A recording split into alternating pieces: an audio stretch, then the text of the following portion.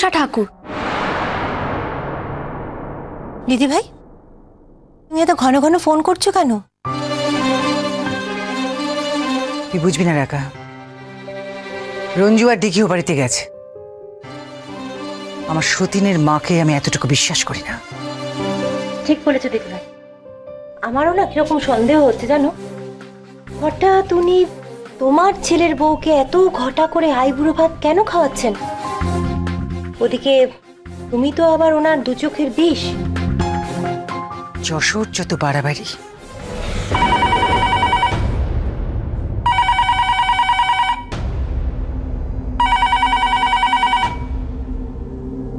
Hello, আমি অজিত মুখার্জি বলছি। হ্যাঁ কাকাবাবু, আমি লীলা বলছি। কে, বৌমা? হ্যাঁ কাকাবাবু, কেমন আছেন আপনারা? বেঁচে আছি। কাকাবাবু, আপনার ভাইপো ফোন করেছিল? হ্যাঁ করেছিল, বলছিল রঞ্জুর বিয়ে নাকি এখানেই হবে। না মানে আপনার কোনো আপত্তি নেই তো? না না, আপত্তি থাকবে কেন, বলে হবে। তোমরা আপন লোক, এতদিন পরে খবর নিয়েছো, এটাই তো যথেষ্ট। এটা কেন বলছেন কাকাবাবু? আপনারা তো খবর নেন না। সে পথ তো তোমরাই বন্ধ করে দিয়েছো। এই যে সে পথ খুলে দিলাম। আসুন না কাকাবাবু, কদিন এসে কলকাতায় থেকে যান আপনারা। ঢুকতে দেবে? আমরা হলাম গিয়ে গায়ের চাষাভুষো মানুষ, তোমাদের ওই 7 মহলা বাড়িতে ঢুকতে দেবে? ও মা, কেন দেব না? আপনারা হলেন গুরুজন। আমি তো যশোকে বললাম যে আমাদের ছেলের বিয়ে গ্রামের বাড়ি থেকেই হবে। আপনারা গুরুজনরা দাঁড়িয়ে থেকে বিয়ে দেবেন। তোমার আবার এত সুবুদ্ধি হলো কবে থেকে? ঠিক আছে, সবাই চলে এসো, আমি এদিকে সমস্ত বন্দোবস্ত করে রাখছি। পুরো তেল দেখো, এক পা তো ঘাটের দিকে বাড়িয়ে রেখেছে। কিছু বললে? বলছিলাম কাকাবাবু যে বাড়ির ছেলের বিয়ে বলে কথা তো, আয়োজনে যেন কোনো ত্রুটি না হয়। হ্যাঁ, আমি আপনাকে টাকা পাঠিয়ে দিচ্ছি। বৌমা, টাকার গরম দেখিও না, আমার যা ক্ষমতা আমি তাই করব। বেশ, তাই করুন।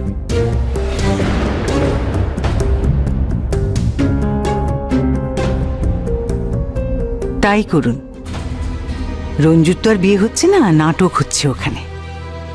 আর নাটকের শেষ অঙ্কটা হবে কেসের পর। আমার রঞ্জু কেস থেকে বেকসুর খালাস পাবে। তারপর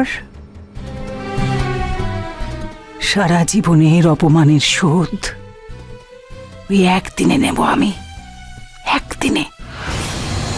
এটা পরিষ্কার যে সঞ্জুদাই হারটা দিয়ে গেছে, কিন্তু বড় মেশো তো সঞ্জুদাকে বলেছিল সঞ্জুদা যাকে সব থেকে বেশি ভালোবাসে তাকেই যেন এই হারটা গিফট করে।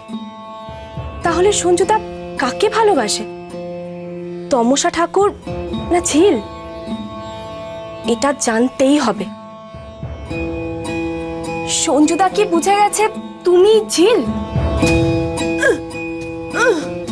তুমি? আমার কেমন যেন মনে হচ্ছে সঞ্জু বুঝে গেছে যে ওই ঝিল, নইলে মিচিমিচি ওকে হাতটা দেবে কেন? কিন্তু দিদুন, এটাও তো হতে পারে সঞ্জুদা তমসা ঠাকুরের প্রেমে পড়েছে।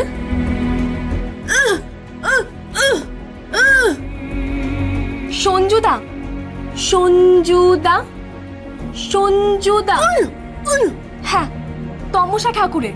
তমসা ঠাকুর, তমসা ঠাকুর। হ্যাঁ, এটাও তো হতে পারে সঞ্জুদা তমসা ঠাকুরের প্রেমে পড়েছে।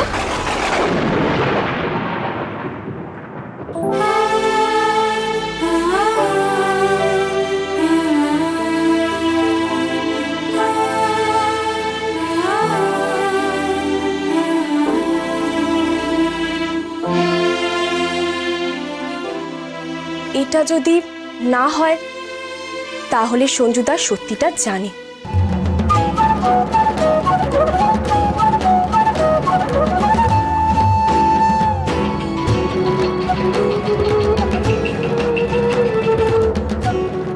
হ্যাঁ অনাদি, বলো। ঘনশ্যামদা, একটা কাজ করতে পারবে? সঞ্জুদাকে একবার আমাদের বাড়ি পাঠাবে? আচ্ছা।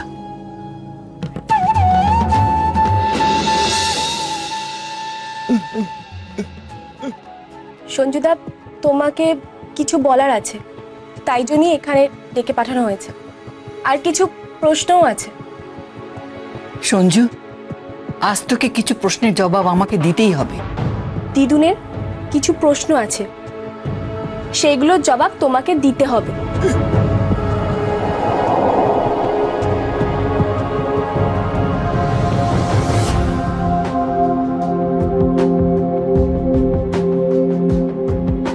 এই হারটা তোর বাবা তোকে দিয়েছিল।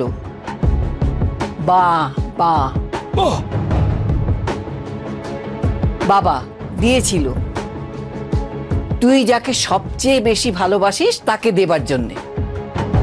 তুমি যাকে সব থেকে বেশি ভালোবাসো তাকে এটা দেবে, সেটাই তোমার বাবা দিতে বলেছে। তুই এই হারটা তমসা ঠাকুরকে দিয়েছিস কেন?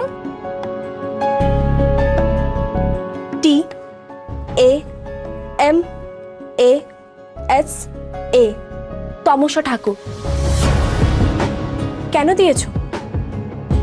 বল কেন দিয়েছিস, বল।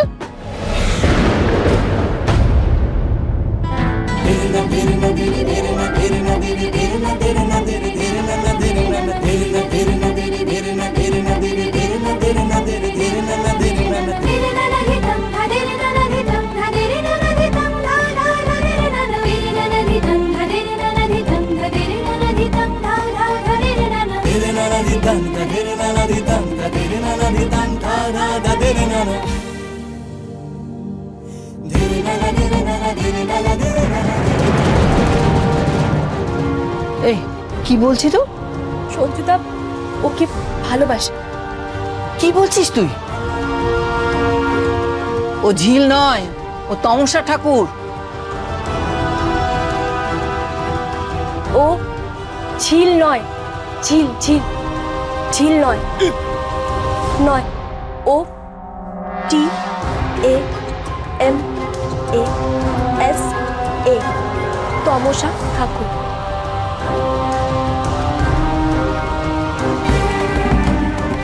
আমি বললাম না তোকে, ও তমসা ঠাকুর, ঝিল নয়।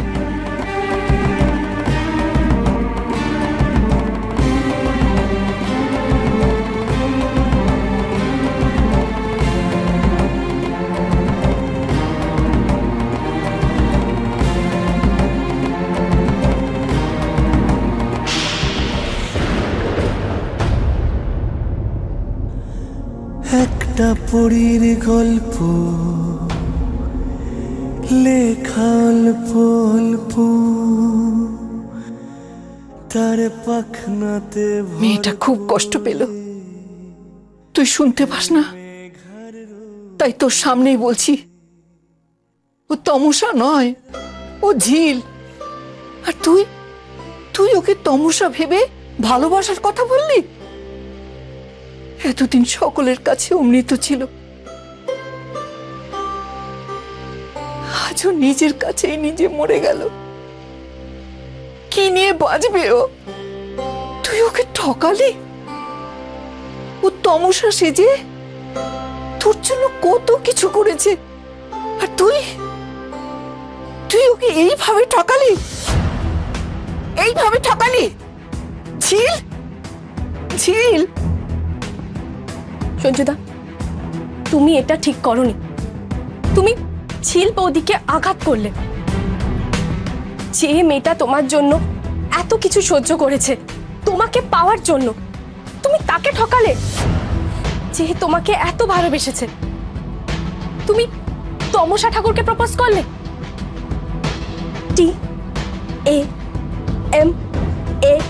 TAMASA, তমসা ঠাকুর। তুমি তমসা ঠাকুরকে প্রপোজ করলে, তাকে লাভ ইউ বললে। ছি ছি সঞ্জুদা।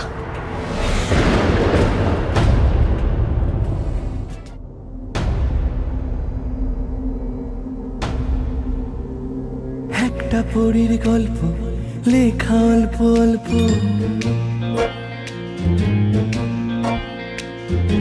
একটা পরীর গল্প লেখা অল্প অল্প, তার পাখনাতে ভর করে খেলে মেঘারো দূরে তার রামধনু বাসায় রঙিন স্বপ্ন সাজায় মনের ছিলে কোঠায় দুটো শালিক ঝগড়া বাঁধায় ও যে ঝগড়া নয় শালিকে গোপন ভালোবাসা মুখ ফুটে বলবি কবে বুক বেঁধেছি আশায় ওই একটা পরীর গল্প লেখা অল্প অল্প তার পাখনাতে ভর করে খেলে মেঘারো দূরে তার রামধনু বাসায় রঙিন স্বপ্ন সাজায় মনের ছিলে কোঠায় দুটো শালিকে ঝগড়া বাঁধায় ও যে ঝগড়া নয় শালিকে গোপন ভালোবাসা মুখ ফুটে বলবি কবে বুক বেঁধেছি আশায় ওই একটা পরীর গল্প।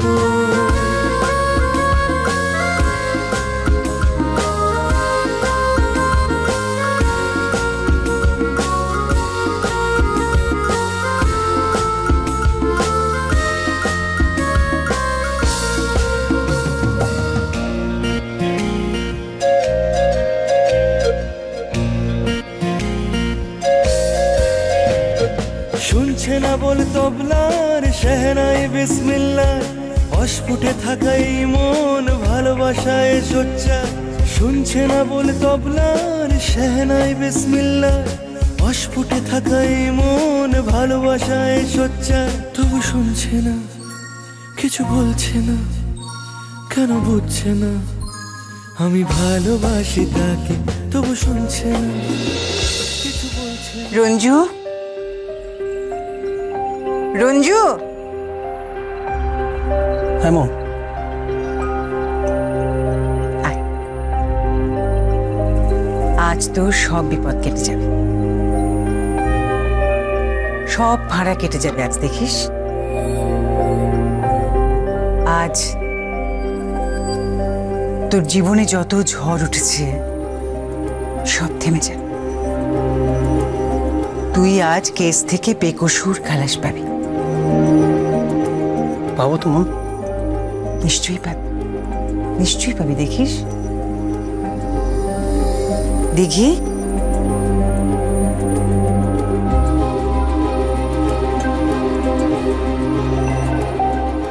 দেখি শোনো, আজ তোমার হবু বরকে, রঞ্জুকে রক্ষা করা তোমার দায়িত্ব। কেস থেকে বেকসুর খালাস করা তোমার দায়িত্ব। দেখি রঞ্জুর সাথে তোমার বিয়ে হবে। তুমি রঞ্জুর হবু বউ, তাই ওকে রক্ষা করা তোমার দায়িত্ব। দেখি ঠিক। আমার লজ্জা করছে।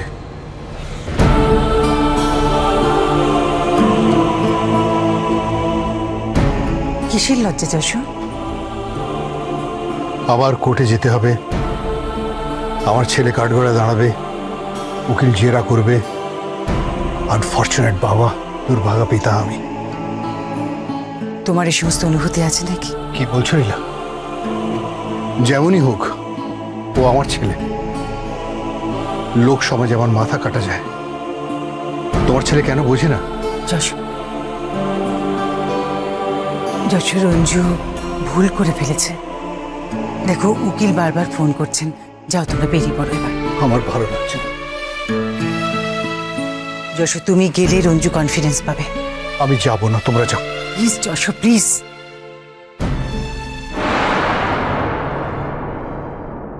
দেখি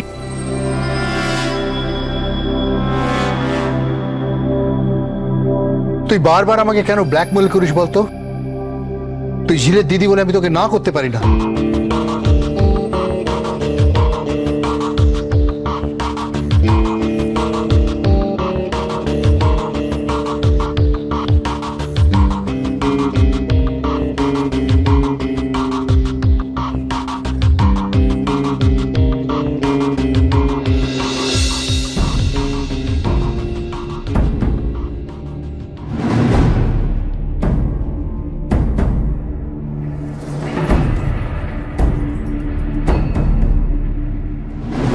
Your Honor, আমার পরবর্তী সাক্ষী তাল দলের একজন পিউ।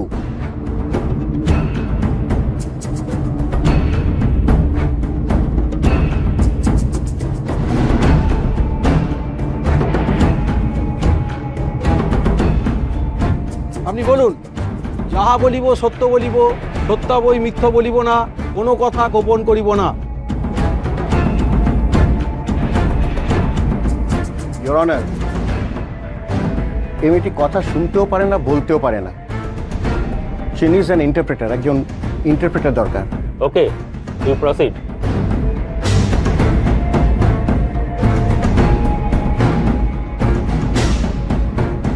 সেদিন আপনি কি দেখেছিলেন? দিঘি ব্যানার্জির সঙ্গে কি সত্যি সত্যি ধস্তাধস্তি হয়েছিল, জোর জুলুম হয়েছিল?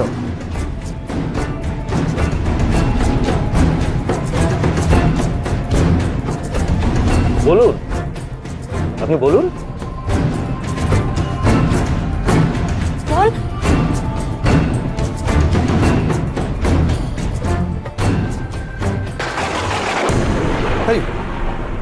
এই তুই কি বলছিস? হ্যাঁ, তুই মিথ্যা কথা বলছিস?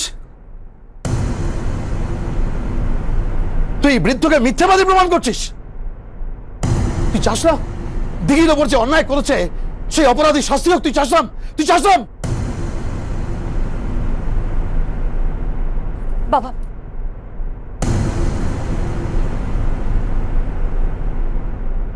ইওর অনার, আমার পরবর্তী সাক্ষী মৌ।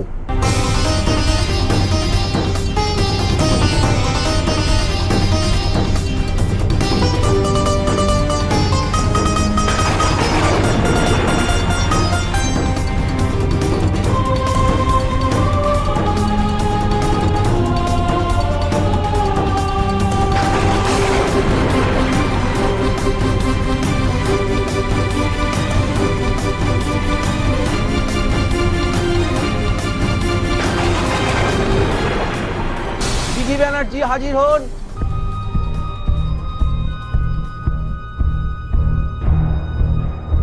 আপনি বলুন, যাহা বলিব সত্য বলিব, সত্যবৈ মিথ্যা বলিব না, কোনো কথা গোপন করিব না।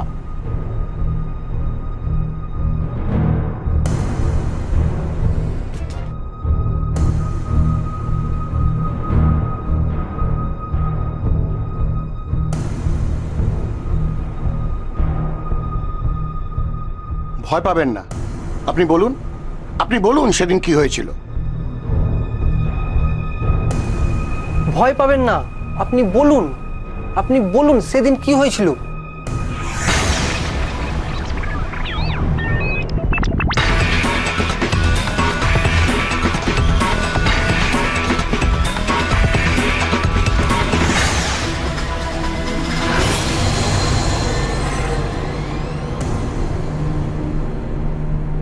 I am very sorry. পারলে আমাকে ক্ষমা করে দিও।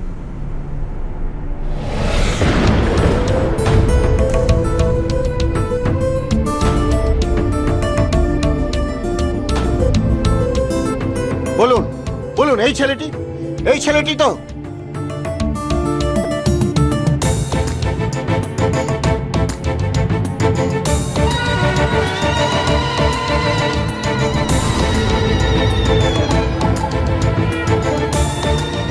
জন্মই অস্ট্রিয়া।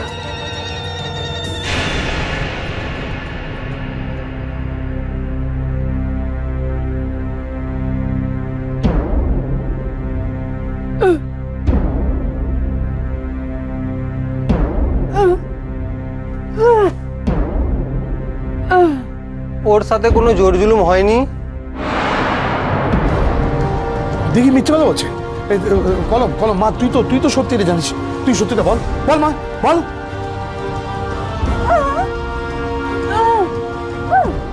ও রজিত মুখার্জির সাথে দোল খেলছিল।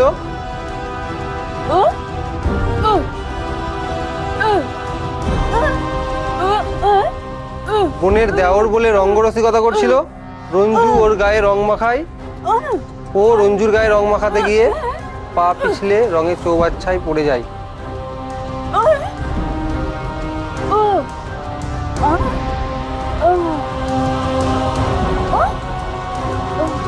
ওকে বাঁচাতে গিয়ে রঞ্জু নিচু হয়, তখনই সদাশিব কাকা আর ওর বোন রঞ্জুকে ভুল বোঝে।